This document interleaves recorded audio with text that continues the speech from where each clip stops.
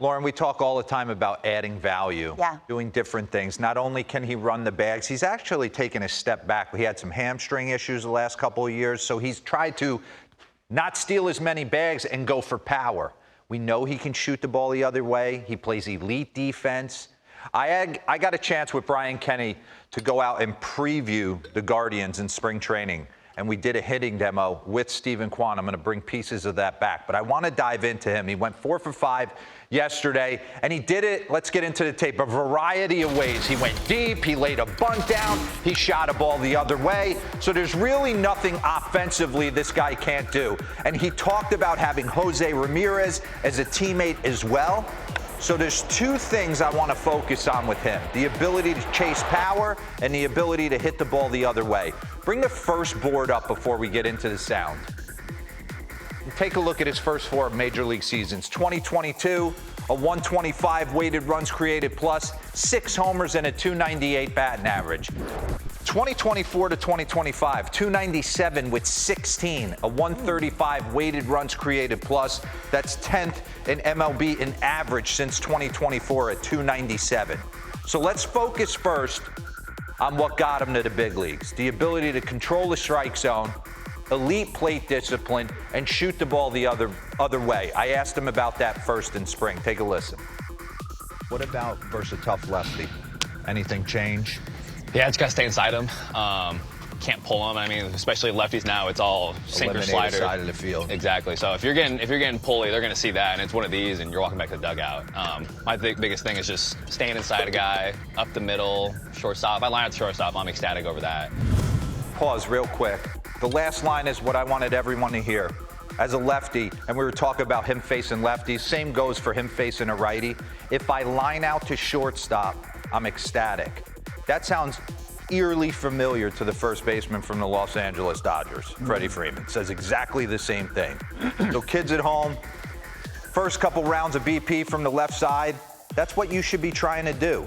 Create that bat path where you can just roast line drives over the shortstop's head. And in game, it'll get big part of the field, big part of the gaps. So let's get into it and show how he does it. Left on left, stays in there, clears his hips, but the hands stay through the baseball. 92 the other way, 95, boom. And then yesterday, that's a sinker. Run that back for me real quick with the bases loaded. 1-1 count, being aggressive. Run it. Lets it get deep, sees it up, and just shoots it the other way. Let's take a look at a side angle of this. Pause. And his leg kick has a tendency, he talked about this. You go back and watch college video, he's bringing it back like Robinson Cano. Now you almost see, last year was more up here and down. Now he's almost got this little side swivel in this thing to kind of get him going. So we know that's stock for him, that he could push the ball the other way. But he had hamstring issues a couple seasons ago, shut down the stolen bases, and wanted to chase more power. And he talked to Jose Ramirez about this. He talked in spring. Take a listen.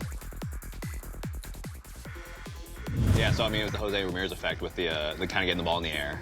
He does such a good job of getting his pitches, pulling in the air, keep everything tight. That's kind of what I was thinking, because we have kind of the similar stature. Probably a little stronger than I am, but I mean, he puts up consistent power numbers all the time. And the offseason before 24, I was kind of telling myself, like, you know, why is he able to do that? And that's kind of what I stumbled upon.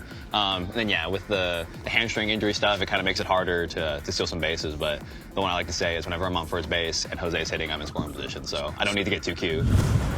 All right, so boom, catch it a little bit more out front. And that's exactly what he's done. He's controlled the inner part of the plate.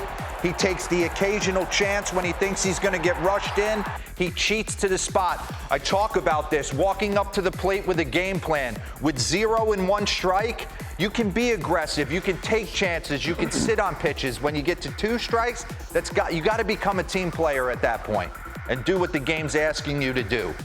Bring up the 2 boards that focus on this. Career stats versus inside pitches. Look at the difference. It's almost like he hunts it, tries to catch it out front. 383 batting average with 12 homers and a slug of 750. We got one more board. Love this. Slugging percentage leaders on inside pitches since the start of 2024. Kyle Tucker, Mookie Betts, Steven Kwan. Wow. Pretty impressive. Yeah, it can beat you in so many ways. I love when you throw it back to the sound in spring training. Yeah, we did a lot. I feel like sometimes that gets lost. I love going back to what they say in spring.